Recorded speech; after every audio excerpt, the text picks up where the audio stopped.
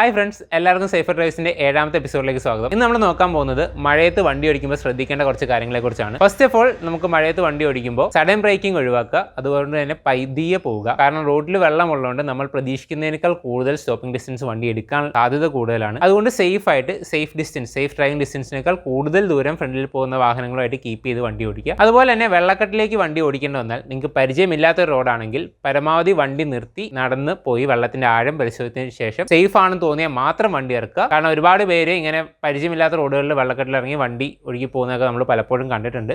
അതുകൊണ്ട് അത്തരം സാഹചര്യങ്ങൾ ഒഴിവാക്കുക. വെള്ളക്കെട്ടിലേക്ക് വണ്ടി ഇറങ്ങുമ്പോൾ പരമാവധി ഫസ്റ്റ് ഗിയറിൽ മാത്രം വണ്ടി ഓടിക്കുക. വണ്ടി ഓട്ടത്തിന് വെള്ളത്തിൽ വെച്ച് ഗിയർ മാറാതിരിക്കുക. ഇൻ ബിറ്റ്വീൻ വണ്ടി ഓഫായി പോയാൽ വീണ്ടും എഞ്ചിൻ ക്രാങ്ക് ചെയ്യാതിരിക്കുക. ഇതുമൂലം എഞ്ചിൻ്റെ അകത്ത് വെള്ളം കയറുന്ന സിറ്റുവേഷൻ നിങ്ങൾക്ക് ഒഴിവാക്കാൻ പറ്റും. മാക്സിമം വണ്ടി കെട്ടി വലിച്ച് പുറത്തെത്തിച്ചതിന് ശേഷം മെക്കാനിക്കിനെ കാണിച്ചതിന് ശേഷം വീണ്ടും വണ്ടി സ്റ്റാർട്ടാക്കുക. അപ്പോൾ മറ്റൊരു വീഡിയോ കാണുന്നവരെ ബൈ.